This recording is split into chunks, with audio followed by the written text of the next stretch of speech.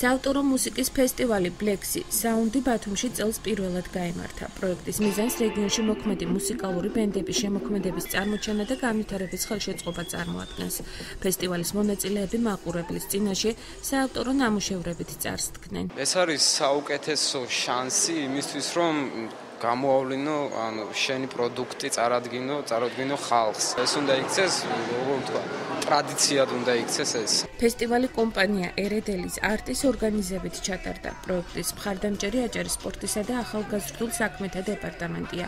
ორგანიზატორები იმედოვნებენ, რომ ფესტივალი ტრადიციული გახდება. ფესტივალის მთავარი იდეა არის, რომ ახალგაზრდები, ვინც მოღვაწეობენ რეგიონში, წარმოვაჩინოთ და როგორ მივიცეთ შანსი, რომ კიდევ ერთხელ გამოცოცხლდნენ და ის ენთუზიაზმი რაც ჰქონდათ დაიბრუნონ, იმიტომ რომ ბათუმში არ ხდება რეალურად ესეთი ფესტივალები და მიზანი არის მთავარი, რომ გამოცოცხლდეს და იყოს საავტორო მუსიკა და არა ის, რასაც მაგალითად ითხოვს ბაზარი, იმიტომ რომ უწევთ მათ დაკვრა კაფეებში, რესტორნებში უცხო ადამიანების მიერ შესრულებული სიმღერები. ახალი სიტყვა აჭარაში ასე შეაფასა აღნიშნული პროექტი ბათუმელმა მსმენელმა.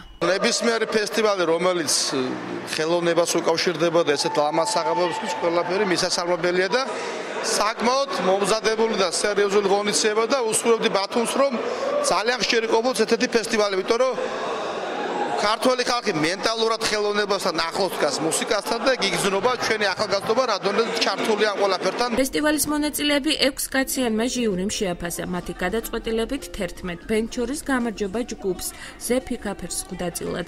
ჯგუფს ფესტივალის სიმბოლო Black-ი საუნდის ფირფიტა გადაეცა და სტუდია მუფასიში სიმღერის ჩაწერის შესაძლებლობაც მიეცა.